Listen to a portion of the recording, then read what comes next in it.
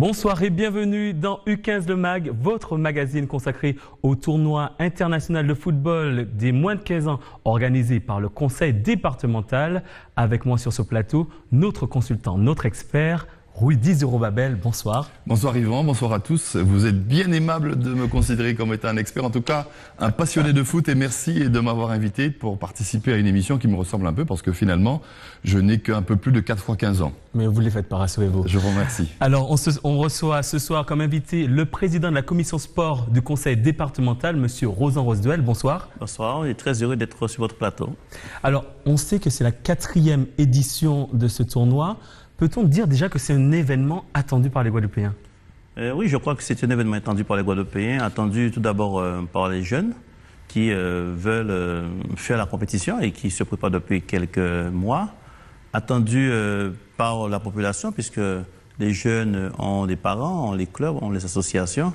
Et donc c'est un événement qui est attendu depuis 4 ans. Le conseil général et aujourd'hui le conseil départemental organise cette manifestation qui se veut être une manifestation internationale puisque des jeunes de tout horizon, du monde entier, seront présents sur notre territoire pour faire la compétition avec les jeunes Guadeloupéens. Et donc c'est l'occasion pour que ces jeunes-là puissent échanger, partager et bien sûr faire la compétition. Vous partagez le même avis, Rudy? Oui, parce que pour les jeunes, c'est une sorte de mini Coupe du Monde, puisque monsieur Rosuel l'a dit il y a un instant, on a des jeunes qui viennent d'Amérique du Sud, on le verra certainement dans la composition des différentes poules, on a des jeunes qui viennent de l'Europe, de la France hexagonale, singulièrement.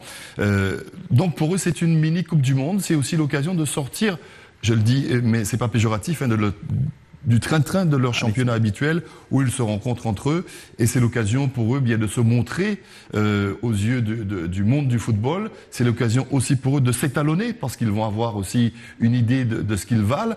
C'est aussi l'occasion pour eux de taper dans l'œil peut-être de recruteurs, voire des clubs qu'ils vont affronter. Alors, on sait que ce tournoi va se dérouler du 5 au 7 mai prochain. Durant 3 jours, 12 équipes seront en compétition. Cet événement a demandé plusieurs mois de préparation. Comment va se dérouler ce tournoi? Reportage de Driss Torval.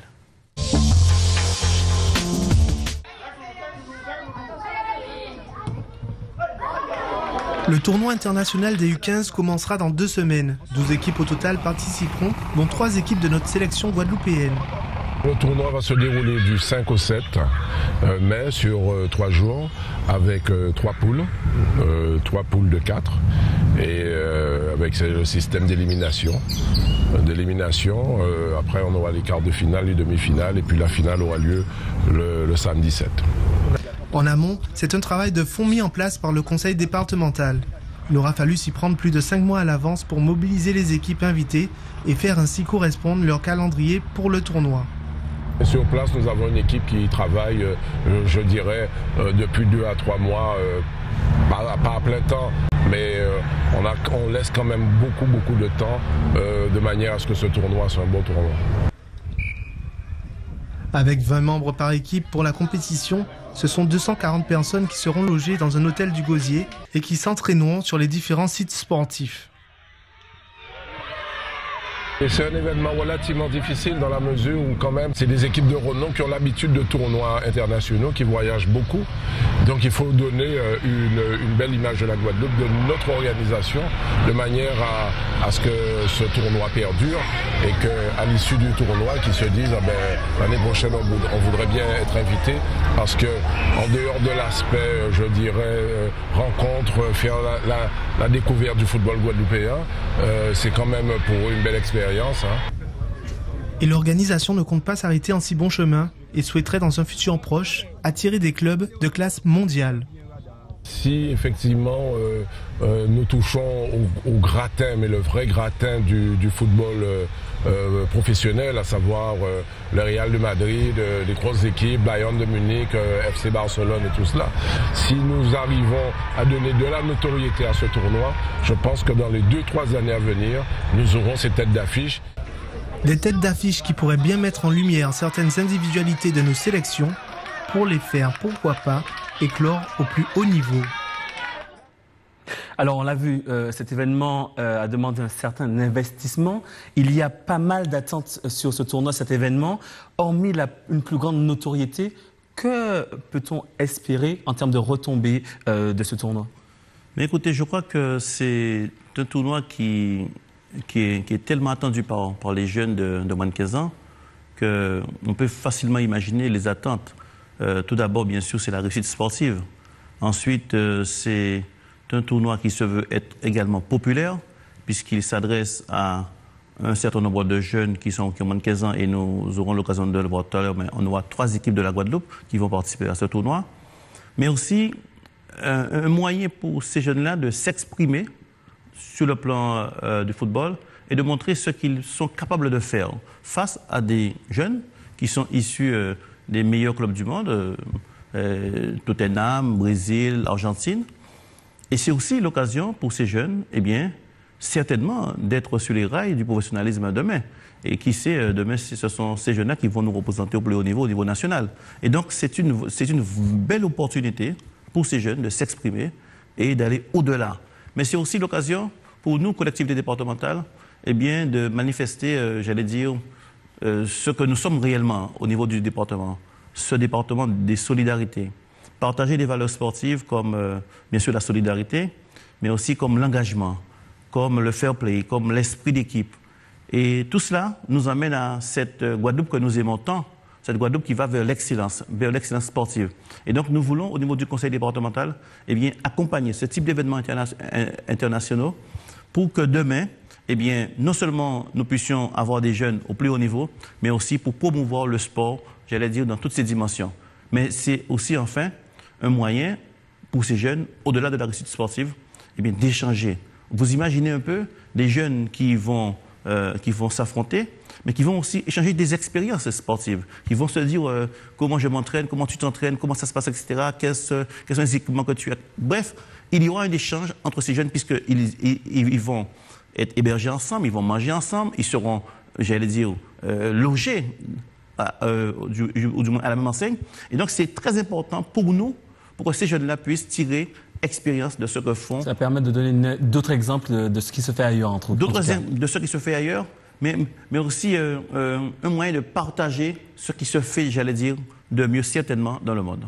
Woody, vous êtes d'accord avec cette vision des choses? Oui, parce que quand vous avez des jeunes joueurs de 15 ans qui participent à ce type de tournoi, il faut savoir qu'à leur âge, ils sont dans l'antichambre du professionnalisme, ils ont un comportement qui déjà ressemble pour beaucoup au comportement des professionnels, et dans l'aspect sportif de haut niveau, on a beaucoup de choses qu'on néglige chez nous, comme par exemple tout simplement eh bien, la récupération. Chez nous, nos jeunes, des fois après les matchs, on les voit partir, aller dans des soirées, aller boire de l'alcool, s'amuser, ou encore aller jouer des matchs de quartier, pour employer une expression vernaculaire, faire des souhaits. Mais il faut savoir que pour progresser dans le sport de haut niveau, il faut à un moment donné récupérer des efforts fournis. Et ça, on néglige. Bon, nos jeunes le négligent, et M. Rosuel le disait il y a un instant, avec les échanges entre eux et des jeunes qui sont dans l'antichambre des professionnels, eh bien peut-être ça va susciter des vocations chez eux, parce que vous savez que le sport a besoin de locomotive, et quand nos jeunes verront ce que des jeunes de leur âge sont capables de faire, peut-être seront-ils un petit peu plus motivés pour aller au plus haut niveau, parce que on a du talent chez nous, ça c'est sûr. Alors ce matin, une conférence de presse était organisée à la résidence départementale au Gosier. Le tirage au sort pour constituer les poules a été effectué. 12 équipes seront réparties en 3 poules de 4 équipes. On va revenir en détail sur ces poules juste après la réaction de Marc Jean, le secrétaire de la commission jeune de la Ligue guadeloupéenne de football. Son témoignage a été recueilli par Driss Torval. Pour le moment, nous ne savons pas ce que deviendra le tournoi, puisque c'est un tournoi qui est managé par le conseil départemental. Mais nous espérons que le conseil départemental va nous suivre et que ce tournoi-là va se pérenniser et avoir encore plus de notoriété, que les gens vont peut-être même se bousculer pour venir chez nous. Monsieur Rosuel, on a à ce moment cru que le tournoi ne se ferait pas, mais c'était important de pérenniser ce genre d'événement. Non, le tournoi d'habitude se déroulait au mois de décembre. Vous savez bien qu'il y a eu des élections régionales au mois de décembre. Et donc, on ne voulait pas créer la confusion avec le tournoi des jeunes de moins de 15 ans. Ensuite, nous avons pris le temps qu'il fallait pour préparer ce tournoi dans de bonnes conditions, des conditions optimales. Je ne vais pas revenir sur l'année 2015 où nous avons J'allais dire, nous sommes arrivés à la tête du conseil départemental, je ne vais pas rentrer dans les polémiques, mais tout ça pour vous dire que nous avons pris notre temps. Alors ce que j'ai dit ce matin à la conférence de presse, c'est qu'après chaque événement sportif, surtout de cette dimension-là, il faut forcément faire le point sur ce qu'était le tournoi, ce qu'il est devenu, ce qu'il est aujourd'hui et ce qu'il pourrait être demain.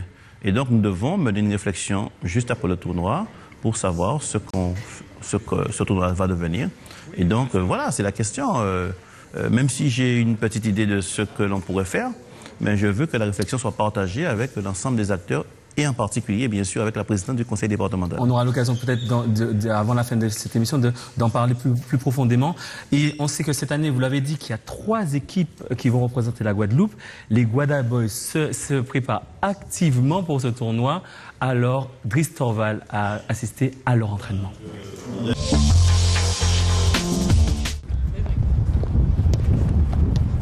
Attention, prise de balle. Sous le regard avisé de leur entraîneur, les U15 se préparent pour le tournoi. Tout juste sortis 11e sur 23 du tournoi de Nantes, c'est à domicile que nos jeunes défendent cette fois-ci nos couleurs. C'est un tournoi qui se passe durant notre cursus de 2 ans. Cette année, ce tournoi se déroule au mois de mai. Donc nous, on est déjà en fin d'année. On va continuer à évaluer les jeunes. On sort d'un tournoi à Nantes et on va continuer à évaluer nos jeunes jusqu'à la fin de leur 2e année au pôle. Le pôle Espoir est une structure de haut niveau où les joueurs s'entraînent 4 à 5 fois par semaine. Un entraînement fastidieux qui n'est pas de tout repos. Ils se réveillent tous les jours à 6 h du matin, ils doivent aller se coucher. Ils n'ont pas de temps de répit parce qu'ils terminent l'école à 13 h. Ils ont des cours de soutien entre 13 h et 15 h, voire 16 h.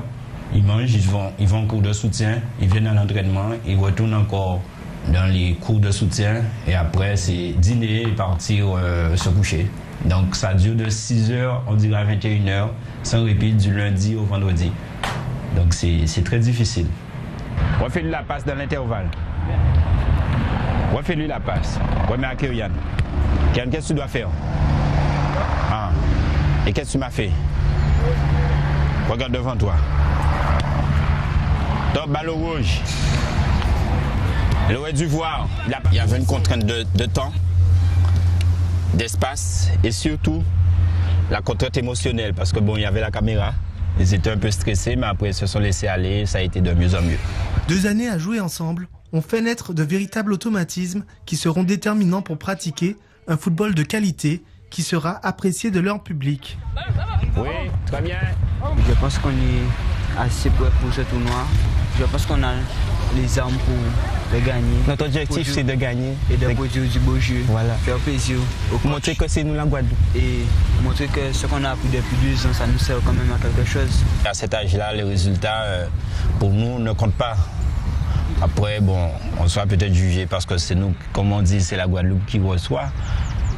Mais après, il faut... Nous, comme on est dans un projet où il faut former les enfants de préformation, on préfère les voir jouer, montrer ce qu'ils ont appris, que de vouloir gagner à tout prix. Après, la gagne vient après, mais nous, on préfère jouer. Jouer, tel est le mot d'ordre pour mettre en valeur leurs acquis. Et si le jeu est accompagné d'une victoire, alors il sera d'autant plus apprécié. En tout cas, on sent nos Guada Boys très motivés par ce tournoi. Alors, on va rappeler tout de suite les 3 poules de ce tournoi. La poule A est composée de la Guyane, de Toulouse FC, Boca Junior et de la sélection Guadeloupe 1. Dans la poule B, il y aura Haïti, l'Olympique de Marseille, Fluminense et l'équipe du département Guadeloupe. Et pour la poule C, la Martinique, le Stade Rennais, Tottenham et la sélection Guadeloupe 2. Un tirage au sort plutôt bien équilibré, Rudy. Qu'est-ce que vous en pensez? Permettez-moi juste de revenir un petit peu sur ce que vient de dire Pierre Feltrou. Il y a quelque chose de très important. Et les jeunes peuvent être inhibés par leurs parents, par leurs amis, par leurs supporters, qui vont être là, qui vont être proches d'eux, qui vont les inciter et que il se pourrait que l'enjeu prenne le pas sur le jeu. C'est impensif, mais c'est souvent vrai. Et ce qui est important, Pierre Feltro l'a dit, c'est qu'ils prennent du plaisir. Alors pour ce qui concerne les poules, je trouve qu'elles sont assez bien équilibrées. C'est vrai que face à ces équipes qui sont rompues à ce type de tournoi, des équipes qui ont l'habitude de participer aux compétitions de haut niveau, ça va être difficile pour nous de nous qualifier. Mais bon, moi j'y crois, on a déjà par le passé remporté ce tournoi. Donc il n'y a pas de raison que nous ne soyons pas parmi les équipes qui seront qualifiées, puisque je vous le rappelle, les deux premiers de chaque poule sont qualifiés et les deux meilleurs deuxièmes. Donc on a la place pour aller en quart de finale et après... advienne que pourra. Alors, justement, on va poser une question qui fait débat. Pourquoi inscrire 3 sélections guadeloupéennes à ce tournoi? Mais écoutez, dès le début de cette manifestation, Mme Borelin-Certain et moi-même avons souhaité qu'il y ait 3 équipes de Guadeloupe. Pourquoi? Vous avez ces jeunes qui s'entraînent au CREPS, qui sont à la porte, j'allais dire... des recrutements éventuels au niveau national comme au niveau international. Mais nous avons également souhaité qu'il y ait une autre équipe, en dehors des équipes, des équipes du CREPS, qu'il y ait une autre équipe qui touche aussi les îles du Sud, en particulier Marie-Galante. On sait que nous avons de nombreux talents sur Marie-Galante. Et je crois que lorsque on parle de la Guadeloupe, on parle de l'archipel Guadeloupe. Et donc, il était important qu'il y ait une autre équipe qui rassemble des joueurs, déjà, nous avons ceux qui jouent déjà dans les équipes du CREPS, de Maganat, mais aussi d'autres jeunes qui veulent concourir. La deuxième chose, je crois que ce tournoi ne doit pas être, j'allais dire, un tournoi fermé. Il faut qu'il soit un tournoi ouvert. Ouvert au plus grand nombre de Guadeloupéens. Alors, bien entendu, ce ne sera pas la moitié des joueurs, mais au moins qu'il y ait 3 équipes pour être dans la compétition et peut-être taper dans l'œil d'un recruteur pour demain. Et donc, donner la possibilité à nos talents de s'exprimer pour que demain, ils soient nos représentants au niveau international. Alors, vous dites, les mauvaises langues, on va dire, pour dire qu'on aurait pu faire juste une sélection, une belle sélection U15 de Guadeloupe, et s'arrêter là. Et priver d'autres jeunes Guadeloupéens qui n'auront pas la possibilité de jouer contre Fluminense, contre Boca Juniors, qui sont quand même des noms dans le football. Moi, je trouve que c'est bien qu'on ouvre ça au plus grand nombre de Guadeloupéens, puisqu'il s'agit d'acquérir de l'expérience, il s'agit d'échanges. Donc, que cet échange-là soit ouvert au plus grand nombre, c'est bien. Alors, c'était l'émission touche à sa fin. Merci, messieurs. C'est la fin de ce premier numéro. Il n'y a pas de temps additionnel, malheureusement. On aurait aimé rester plus longtemps et puis débattre un peu plus longtemps, mais c'est la fin de ce premier numéro de U15 Le Mag. Retrouvez notre émission sur la page Facebook d'ATV Guadeloupe et toutes les infos de l'actualité de ce tournoi sur les réseaux sociaux du Conseil départemental. Quant à nous, on se retrouve vendredi prochain, même heure, même antenne. Très bonne soirée sur ATV.